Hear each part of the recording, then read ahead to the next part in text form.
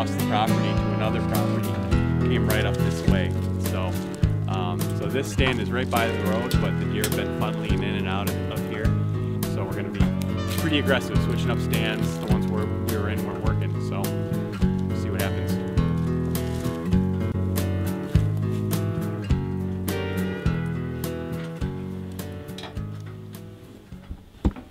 Well, it's Friday evening, Friday afternoon, setting up for the evening hunt, and we brought Miss November back out.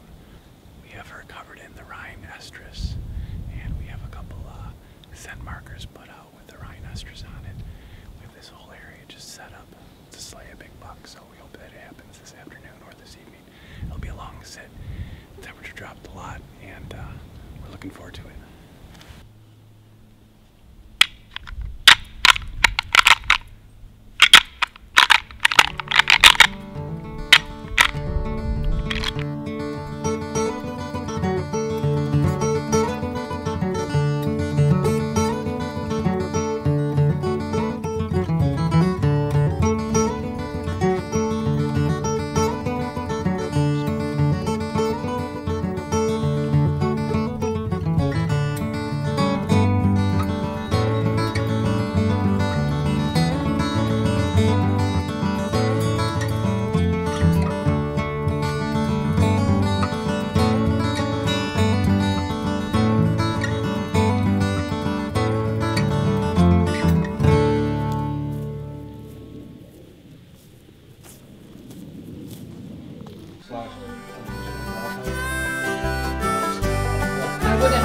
I figured after that light rain, they'd be back hitting the streets up again under the thing. So.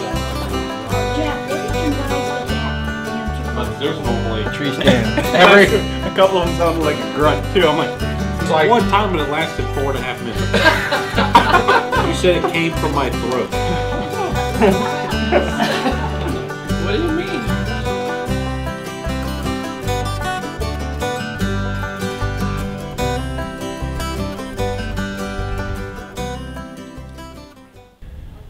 So it's Saturday morning, the last day of our hunt, and there's kind of been a lull in the action.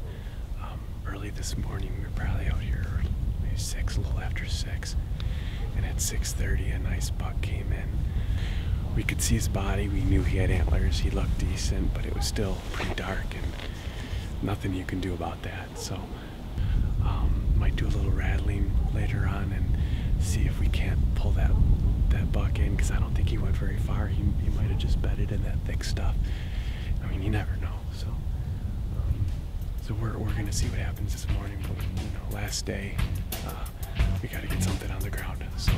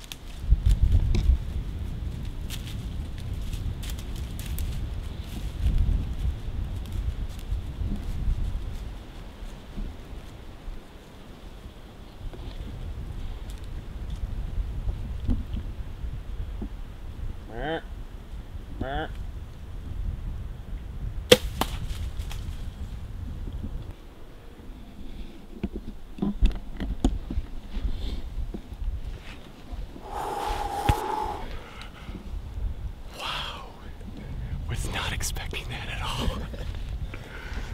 Oh man, didn't even hear him coming. He came out of the thick stuff, circled around us, was gonna hop back over the road, and I was leaning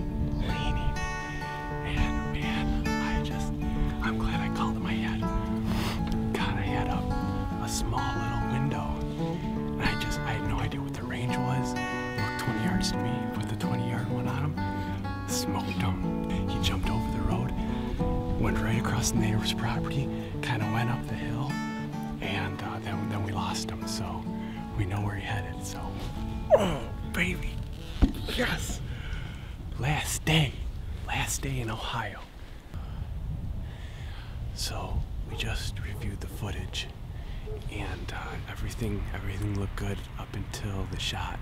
Unfortunately, because of how he came in, we just weren't set up for him. As soon as he got behind us, Anthony wheeled around and I wheeled around, and it was just really tricky. It's, you know, not the best. We wish we could show you guys a sweet impact shot, but hopefully later on we'll be showing you guys a dead A point. So with my hands around his antlers. So we just came out. It's a little after 9. We had the shot at about 7:50, so he's had plenty of time to sit. We followed the path up that he was following when we initially made the shot, and we actually just found my rage, chock full of hair and blood. So that's nice. When we first saw it, it stuck in him, and so we weren't sure if it was a pass-through or not, but that looks good.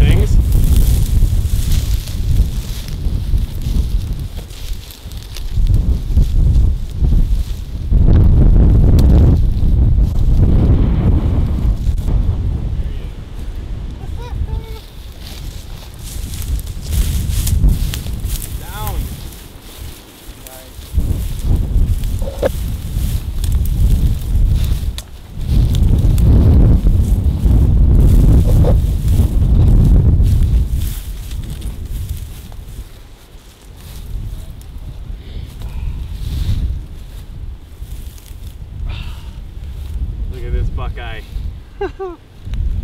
Very nice. Just outside the ears.